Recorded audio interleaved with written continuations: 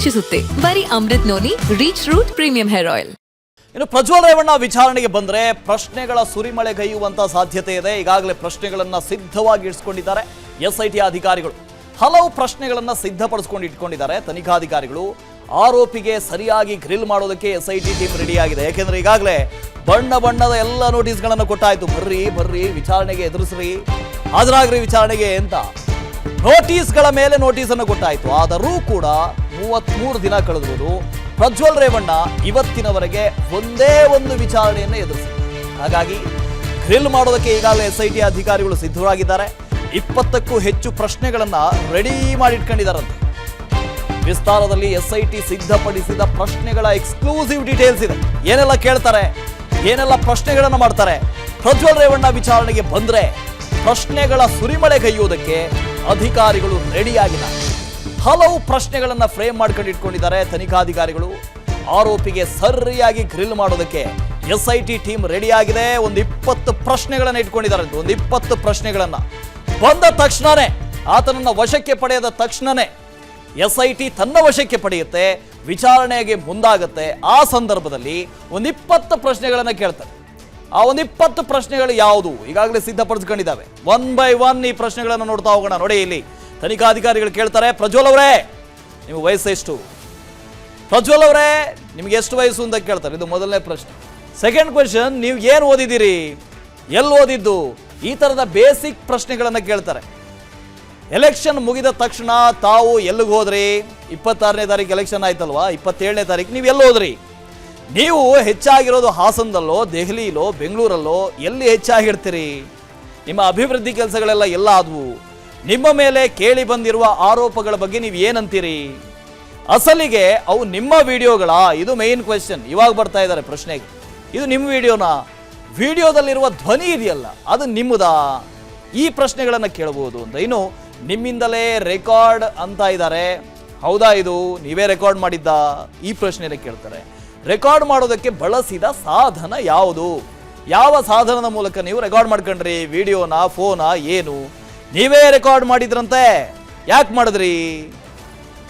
Video ಇಟ್ಕೊಂಡು black ಮೇಲ್ ಮಾಡ್ತಾ ಇದ್ರ ನೀವು, ಅಥವಾ ಸುಮ್ಮನೆ ಖುಷಿಗೆ ಅಂತ ವಿಡಿಯೋ ಮಾಡ್ಕೊಂಡ್ರ? ಯಾಕೋಸ್ಕರ ವಿಡಿಯೋ ಮಾಡ್ಕೊಂಡ್ರಿ? ನಿಮ್ಮ ಮೋಜಿಗೆ ವಿಡಿಯೋಗಳನ್ನ ಮಾಡ್ಕೊಂಡ್ರಾ, ಅಥವಾ ನೀವು ಫೋರ್ಜರಿ ಮಾಡಿದ್ರಾ?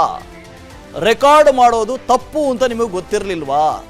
ಈ ತಪ್ಪಿನ ಬಗ್ಗೆ ನಿಮ್ಗೆ ಅರಿವಿರಲಿಲ್ವಾ? ದೃಶ್ಯಗಳಲ್ಲಿರೋ ಮಹಿಳೆಯರು ನಿಮಗೆ ಪರಿಚಯದವರ? ಯಾರು ಆ ಮಹಿಳೆಯರು? ನಿಮಗೆ ಪರಿಚಯ ಇದ್ದವರ? ಆ ಮಹಿಳೆಯರನ್ನ ನೀವು ಎಲ್ಲಿ ಭೇಟಿ ಮಾಡಿದ್ರಿ? ಮೊದಲೇ ನಿಮಗೆ ತಿಳಿದಿತ್ತ ಅವರ ಬಗ್ಗೆ? ದೈಹಿಕ ಸಂಪರ್ಕ ಬೆಳೆಸೋದಕ್ಕೆ ನೀವೇನಾದರೂ ಆಮಿಷ ಒಡ್ಡಿದ್ರಾ? ಆಮಿಷ ಒಡ್ಡಿ ದೈಹಿಕ ಸಂಪರ್ಕವನ್ನು ಬೆಳೆಸಿದ್ರಾ? ಅದು ಅತ್ಯಾಚಾರಕ್ಕೆ ಸಮ ಅಂತ ನಿಮಗೆ ಗೊತ್ತಿರಲಿಲ್ವಾ? ಪ್ರಮೋಷನ್ನು, ಕೆಲಸದ ನೆಪದಲ್ಲಿ ದೈಹಿಕ ಸಂಪರ್ಕ ಮಾಡಿದ್ರ ನೀವು? ನಿಮಗೇನಾದರೂ ಮಾನಸಿಕ ಸಮಸ್ಯೆ ಇದೆಯಾ? ಎಲ್ಲ ಪ್ರಶ್ನೆಗಳನ್ನು ಕೇಳುವಂಥ ಸಾಧ್ಯತೆ ಇದೆ. ಒಂದು 20 ಪ್ರಶ್ನೆಗಳನ್ನು ಫ್ರೇಮ್ ಮಾಡಿಕೊಂಡಿದ್ದಾರೆ. ನೀವು ದೌರ್ಜನ್ಯ ನಡೆಸ್ತಾ ಇರುವಂತಿದೆ, ನೀವು ಮಾಡಿದ್ದೀರೋ ದೌರ್ಜನ್ಯ ಎಸಗಿದ್ದೀರೋ ಇಲ್ವೋ, ಏನಂತೀರಿ ಇದಕ್ಕೆ? ನೋಟಿಸ್ ಕೊಟ್ಟರೂ ಕೂಡ 7 ದಿನ ಟೈಮ್ ಯಾಕೆ ಕೇಳಿದ್ರಿ ನೀವು? ಈ ಹಿಂದೆ ನೋಟಿಸ್ ಕೊಟ್ಟಿದ್ವಲ್ಲ, 7 ದಿನ ಬೇಕು ಅಂತ ಕೇಳಿದ್ರಲ್ಲ, ಯಾಕೆ? ನೀವು ದೃಶ್ಯ ಶೂಟ್ ಮಾಡೋದಕ್ಕೆ ಬಳಸಿದ ಸಾಧನ ಯಾವುದು? ಯಾವ ಸಾಧನದಲ್ಲಿ ಶೂಟ್ ಮಾಡಿದ್ರಿ? ಬೇರೆ ಯಾರ ಬಳಿ ಆದರೂ ವಿಡಿಯೋವನ್ನು ಶೇರ್ ಮಾಡಿದ್ರ, ಅಥವಾ ನೀವು ಮಾತ್ರ ಇಟ್ಕೊಂಡಿದ್ರ? ಅದನ್ನ ಖಾಸಗಿ ದೃಶ್ಯಗಳು ಹೇಗೆ ಹೊರಗೆ ಬಂದವು ನಿಮಗೆ ಗೊತ್ತಿದೆಯಾ? ಅದು ಹೇಳ್ಬೋದಾ ಒಂಚೂರು ಅದ್ರ ಬಗ್ಗೆ? ನಿಮಗೆ ಕಾರ್ತಿಕ್ ಅನ್ನೋ ವ್ಯಕ್ತಿ ಗೊತ್ತಾ? ಇಡೀ ವಿಡಿಯೋವನ್ನು ಶೇರ್ ಮಾಡಿದ್ದಾರೆ ನಿಮ್ಮ ಡ್ರೈವರ್ ಅಂತ ಹೇಳ್ತಾ ಇದ್ದಾರಲ್ಲ, ಅವ್ರು ಗೊತ್ತಾ ನಿಮಗೆ? ನಿಮಗೂ ಕಾರ್ತಿಕ್ಗೂ ಸ್ನೇಹ ಇತ್ತಾ? ನಿಮ್ಮಿಬ್ಬರ ಮಧ್ಯೆನ ಬಾಂಧವ್ಯ ಏನು? ಆ ಸಂಬಂಧ ಏನು? ನಿಮ್ಮ ವಿರುದ್ಧ ಸುದ್ದಿ ಪ್ರಸಾರವಾಗದಂತೆ ತಡೆ ತಂದಿದ್ರಲ್ವಾ, ಯಾಕೆ? ಯಾವ ಸುದ್ದಿ? ನಿಮ್ಮ ಮೇಲಿನ ಪಿತೂರಿ ಅಂತಿದ್ದಾರೆ, ನೀವ್ಯಾಕೆ ದೂರು ಕೊಡಲಿಲ್ಲ ಆ ಸಂದರ್ಭದಲ್ಲಿ? ನಿಮ್ಮ ವಿರುದ್ಧ ಆರೋಪ ಬಂದ ಕೂಡಲೇ ಯಾಕೆ ದೇಶ ಬಿಟ್ಟು ಹೋದ್ರಿ ನೀವು? ಆರೋಪ ಎದುರಿಸಬಹುದಾಗಿತ್ತಲ್ವಾ? ಮನೆಯಲ್ಲಿ ಯಾರ ಬಳಿಯಾದರೂ ಈ ವಿಷಯವನ್ನ ಹೇಳ್ಕೊಂಡಿದ್ದೀರಾ? ಚರ್ಚೆ ಮಾಡಿದ್ದೀರಾ? ಯಾರಿಗಾದ್ರೂ ಗೊತ್ತಿದೆಯಾ? ಕೆಲಸದಾಕೆಯ ಆರೋಪದ ಬಗ್ಗೆ ನೀವೇನಂತೀರಿ? ಈ ಎಲ್ಲ ಪ್ರಶ್ನೆಗಳನ್ನು ಫ್ರೇಮ್ ಮಾಡಿ ಇಟ್ಕೊಂಡಿದ್ದಾರೆ. ಮಿಸ್ಟರ್ ಪ್ರಜ್ವಲ್, ನೀವು ತನಿಖೆಗೆ ಸಹಕರಿಸಬೇಕು. ಇನ್ನು ಮುಂದೇನು ತನಿಖೆ ಇರುತ್ತೆ. ತನಿಖೆ ಪೂರ್ಣವಾಗುವವರೆಗೂ ದೇಶ ಬಿಟ್ಟು ಹೋಗಬೇಡಿ, ಇದೇ ದೇಶದಲ್ಲಿ ಇರಬೇಕು. ಪ್ರಜ್ವಲ್ ಅವರೇ, ನಿಮಗೆ ಎಷ್ಟು ಈ ಎಲ್ಲ ಪ್ರಶ್ನೆಗಳನ್ನು ಮತ್ತೆ ಒಂದು 20 ಪ್ರಶ್ನೆಗಳಿರ್ತವೆ. ಈ ಪ್ರಶ್ನೆಗಳನ್ನು ಈಗಾಗಲೇ ಫ್ರೇಮ್ ಮಾಡಿ ಇಟ್ಕೊಂಡಿದ್ದಾರೆ. ಪ್ರಜ್ವಲ್ ರೇವಣ್ಣ ಬಂದ ತಕ್ಷಣ ಎಲ್ಲ ಪ್ರಶ್ನೆಗಳನ್ನು ಕೇಳುವಂಥ ಸಾಧ್ಯತೆ ಇದೆ. ಆಯ್ತು, ಮಂಜುನಾಥ್ ಇದ್ರ ಬಗ್ಗೆ ಹೆಚ್ಚಿನ ಡೀಟೇಲ್ಸ್ ಅನ್ನು ಕೊಡ್ತಾ ಹೋಗ್ತಾರೆ, ಲೈವ್ನಲ್ಲಿ ಜಾಯ್ನ್ ಆಗ್ತಾರೆ. ಮಂಜುನಾಥ್, ಪ್ರಜ್ವಲ್ ರೇವಣ್ಣ ಬರೋದೇ ಒಂದು ವಿಶೇಷ. 33 ದಿನ ಆಯಿತು. ಇವತ್ತಿನವರೆಗೆ ಕಾದು ಪಾಪ SIT ಅಧಿಕಾರಿಗಳು ಸುಸ್ತಾಗಿದ್ದಾರೆ. ಬಂದ ತಕ್ಷಣನೇ ವಿಚಾರಣೆ ಮಾಡ್ತಾರೆ, ಗ್ರಿಲ್ ಮಾಡೋದಕ್ಕೆ ಎಲ್ಲ ತಯಾರಿನೂ ಮಾಡ್ಕೊಂಡಿದ್ದಾರೆ.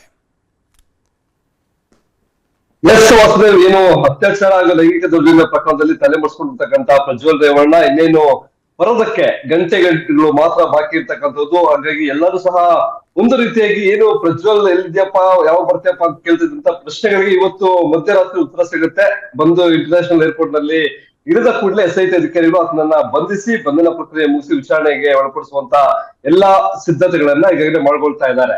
ಇನ್ನು ಪ್ರಜ್ವಲ್ ರೇವಣ್ಣ SIT ಅಧಿಕಾರಿಗಳ ಮುಂದೆ ಹಾಜರಾದಂತ ಸಂದರ್ಭದಲ್ಲಿ ಈಗಾಗಲೇ ಅವರ ತಂದೆಯನ್ನ ವಿಚಾರಣೆ ಮಾಡಿದರೆ, ಜೊತೆಗೆ ಪ್ರಕರಣಕ್ಕೆ ಸಂಬಂಧಪಟ್ಟಂತೆ ಪ್ರಜ್ವಲ್ ರೇವಣ್ಣ ಕೊಟ್ಟಿದ್ದಂತ ದೂರಿನ ಆಧಾರದ ಮೇಲೂ ಸಹ ಏನು 5 ಬಂಧಿಸಿ ಈಗಾಗಲೇ ಅವರನ್ನ ವಿಚಾರಣೆ ಒಳಪಡಿಸಿದ್ರೆ. ಒಂದಷ್ಟು ಜನ ವಕೀಲ ದೇವರಾಜ್ ಗೌಡ ಸೇರಿದಂತೆ ಒಂದಷ್ಟು ಜನ ಜೈಲು ಪಾಲು ಸಹ ಆಗಿದ್ದಾರೆ. ಇನ್ನು ಪ್ರಮುಖವಾಗಿ ನವೀನ್ ಗೌಡ ಮತ್ತೆ ಚೇತನ್ ಅವರು ಈಗ ನಿನ್ನೆ ಹಾಸನ ಕೋರ್ಟ್ SIT ಕಸ್ಟಡಿ ಕೊಟ್ಟಿದೆ, ಅವರನ್ನು ಸಹ ವಿಚಾರಣೆ ಒಳಪಡಿಸ್ತಾ ಇದ್ದಾರೆ. ಅದನ್ನು ಪ್ರಮುಖವಾಗಿ ಇವೆಲ್ಲರೂ ಏನು ಈ ಪ್ರಕರಣದ ಸೈಡ್ ರೋಲ್ಸ್ ಆದ್ರೆ, ಈ ಪ್ರಕರಣದ ಪ್ರಮುಖ ಪಾತ್ರ ಇರ್ತಕ್ಕಂಥದ್ದು ಪ್ರಜ್ವಲ್ ರೇವಣ್ಣ ಅವರು. ಅವರ ಮೇಲೆ ಏನು 3 ಪ್ರಕರಣಗಳು ದಾಖಲಾಗಿದ್ದಾವೆ. ಹೊಳೆನರಸೀಪುರ ಪ್ರಕರಣ ಇರ್ಬೋದು, ಜೊತೆಗೆ CIDಯ SIT ಸೆಲ್ ನಲ್ಲಿ ದಾಖಲಾಗಿರ್ತಕ್ಕಂಥ 2 ಅತ್ಯಾಚಾರ ಪ್ರಕರಣಗಳಿಗೆ ಸಂಬಂಧಪಟ್ಟಂತೆ ತೀವ್ರ ವಿಚಾರಣೆ. ನನ್ನ ಜೀವನದಲ್ಲಿ ನಾನು ಮಾತ್ರವಲ್ಲ, ನನ್ನ ಕೂದಲು ಕೂಡ ಆಗಿರ್ಬೇಕು ಸ್ಟ್ರಾಂಗ್ ಅಂಡ್ ಸ್ಟೈಲಿಶ್. ಬರೀ Amrut noni reach root premium hair oil ನೊಂದಿಗೆ. Reach root premium hair oil ಒಳಪಡಿಸುವಂತ ಎಲ್ಲಾ ಪ್ರಶ್ನಾವಳಿಗಳನ್ನ ಈಗ SIT ಅಧಿಕಾರಿಗಳು ಮಾಡ್ಕೊಂಡಿದ್ದಾರೆ. ಮೊದಲಿಗೆ ಇವ್ರ ಹೆಸರು ಇರ್ಬೋದು, ಜೊತೆಗೆ ಏನ್ ಕೆಲಸ ಮಾಡ್ತಾ ಇದ್ರು, ಎಲ್ಲಿ ಕೇಳಿ MP ಅನ್ನೋದು ಎಲ್ಲರಿಗೂ ಗೊತ್ತು. ಆದ್ರೆ ವಿಚಾರಣಾ ಸಂದರ್ಭದಲ್ಲಿ ಆ ಒಂದು ರೆಕಾರ್ಡ್ಸ್ ಮಾಡ್ಬೇಕಾದ್ರೆ ಏನು ಓದಿದ್ದಾರೆ, ಯಾವ ಉಲ್ಲಾಸದಲ್ಲಿ ವಾಸವಾಗಿದ್ದಾರೆ, ಯಾರ ಮಗ, ಆಮೇಲೆ ಇಷ್ಟು ವರ್ಷಗಳಿಂದ ರಾಜಕೀಯ ಜೀವನದಲ್ಲಿದ್ದಾರೆ, ಇವೆಲ್ಲವನ್ನು ಸಹ ಕೇಳ್ತಾರೆ. ಇನ್ನು ಪ್ರಮುಖವಾಗಿ ಈ ಒಂದು ಅತ್ಯಾಚಾರ ಪ್ರಕರಣ ಜೊತೆಗೆ ಲೈಂಗಿಕ ದೌರ್ಜನ್ಯ ಪ್ರಕರಣಕ್ಕೆ ಸಂಬಂಧಪಟ್ಟಂತೆ ಏನು ಸಂತ್ರಸ್ತೆಯರ ಮೇಲೆ ಈತ ಏನು ಆ ಒಂದು ದೌರ್ಜನ್ಯವನ್ನ ಎಸಗಿರೋದು, ಯಾವ್ದಾದ್ರು ಆಮಿಷಗಳಿಗೆ ಒಳಪಡಿಸಿ ಅವ್ರ ಮೇಲೆ ದೌರ್ಜನ್ಯವನ್ನ ಎಸಗಿದ, ಅಥವಾ ಇದರಲ್ಲಿ ಸರ್ಕಾರಿ ಉದ್ಯೋಗಿಗಳು ಒಂದಷ್ಟು ಜನ ಇರ್ತಕ್ಕಂಥ ಹಿನ್ನೆಲೆಯಲ್ಲಿ ಅವರಿಗೆ ವರ್ಗಾವಣೆ ಇರ್ಬೋದು, ಅಥವಾ ಬೇರೆ ಬೇರೆ ಪ್ರಮೋಷನ್ ಇರ್ಬೋದು, ಈ ರೀತಿಯಾದಂತ ಹುದ್ದೆಗಳನ್ನ ಕೊಡಿಸುವಂತ ಆಮಿಷ ಇರೋದು ತೋರಿಸಿ ಅವ್ರ ಮೇಲೆ ಲೈಂಗಿಕ ದೌರ್ಜನ್ಯವನ್ನ ಎಸಗಿದಾರ ಅಂತಕ್ಕಂಥ ಪ್ರಶ್ನಾವಳಿಗಳನ್ನ SIT ಅಧಿಕಾರಿಗಳು ಸಿದ್ಧಪಡಿಸ್ಕೊಂಡಿರ್ತಕ್ಕಂಥದ್ದು. ಅದರ ಜೊತೆಗೆ ಈ ಒಂದು ಪೆನ್ಡ್ರೈವ್ ಹಂಚಿಕೆ ಪ್ರಕರಣ ಮತ್ತೆ ಅದು ಹೇಗೆ ಲೀಕ್ ಆಯ್ತು ಅನ್ನೋದಾದ್ರೆ, ಎಲ್ಲರೂ ಬೆಟ್ ಮಾಡಿ ತೋರಿಸ್ತಕ್ಕಂಥದ್ದು ಕಾರ್ತಿಕ್ ಗೌಡ ಕಂಡೆ.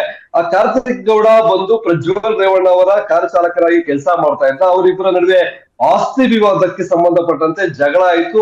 ಆತ ಯಾವಾಗ ಕಾರ್ತಿಕ್ ಗೌಡ ಪ್ರಜ್ವಲ್ ರೇವಣ್ಣ ಅವರ ಜೊತೆ ಮಾಡ್ತಾ ಕೆಲಸವನ್ನ ಬಿಟ್ಟು ಹೊರಗಡೆ ಬರ್ತಾರೆ, ಅದಾದ ಬಳಿಕ ಈ ಪೆನ್ ಡ್ರೈವ್ ಅಶ್ಲೀಲ ವಿಡಿಯೋಗಳ ವೈರಲ್ ಆಗ್ತಕ್ಕಂತ ಒಂದು ಘಟನೆ ನಡೆಯುತ್ತೆ. ಹೀಗಾಗಿ ಇದಕ್ಕೆ ಸಂಬಂಧಪಟ್ಟಂತೆ SIT ಅಧಿಕಾರಿಗಳು ಅವರನ್ನ ಪ್ರಶ್ನೆ ಮಾಡ್ತಾರೆ, ಕಾರ್ತಿಕ್ ಗೌಡ ಯಾರು, ಯಾಕೆ ದೂರ ಆದ, ನಿಮ್ಮ ಜೊತೆಗೆ ಅವ್ರ ಜೊತೆಗಿದ್ದಂತ ಸಂಬಂಧ ಬಿರುಕು ಬಿಡೋದಕ್ಕೆ ಕಾರಣ ಏನು, ಜೊತೆಗೆ ಸಂತ್ರಸ್ತೆಯರು ಈತನ ಮೇಲೆ ಏನು ಆರೋಪ ಮಾಡಿ ದೂರನ್ನ ಕೊಟ್ಟಿದ್ದಾರೆ, ಅದು ನಿಜವಾ, ವಿಡಿಯೋ ಮಾಡಿದ್ದು ನೀವೇನಾ, ವಿಡಿಯೋ ಮಾಡೋದಕ್ಕೆ ಬಳಸಿದಂತ ಸಾಧನ ಯಾವುದು, ಈ ಎಲ್ಲಾ ಆಯಾಮಗಳಲ್ಲಿ ಈಗ SIT ಅಧಿಕಾರಿಗಳು ಪ್ರಜ್ವಲ್ ರೇವಣ್ಣ ಅವರನ್ನ ತೀವ್ರ ವಿಚಾರಣೆಗೆ ಒಳಪಡಿಸೋದಕ್ಕೆ ಸಿದ್ಧತೆಗಳನ್ನ ಕೈಗೊಳ್ತಾ ಇದ್ದಾರೆ. ಅಷ್ಟೇ. Okay, thank you Manjunath. ಅನುಕ್ಷಣದ ಸುದ್ದಿಗಳಿಗಾಗಿ Vistara news YouTube channel subscribe ಮಾಡಿ. ಹೊಸ ಸುದ್ದಿಗಳ ನೋಟಿಫಿಕೇಶನ್ಗಾಗಿ ಬೆಲ್ ಐಕಾನ್ ಕ್ಲಿಕ್ ಮಾಡಿ. ಲೇಟೆಸ್ಟ್ ಅಪ್ಡೇಟ್ಸ್ಗಾಗಿ www.vistaranews.com ವೆಬ್ಸೈಟ್ಗೆ ವಿಸಿಟ್ ಮಾಡಿ. ಅಂಗೈಯಲ್ಲೇ ಜಗತ್ತಿನ ಸುದ್ದಿ ತಿಳಿಯಲು Vistara news Kannada app download ಮಾಡಿ.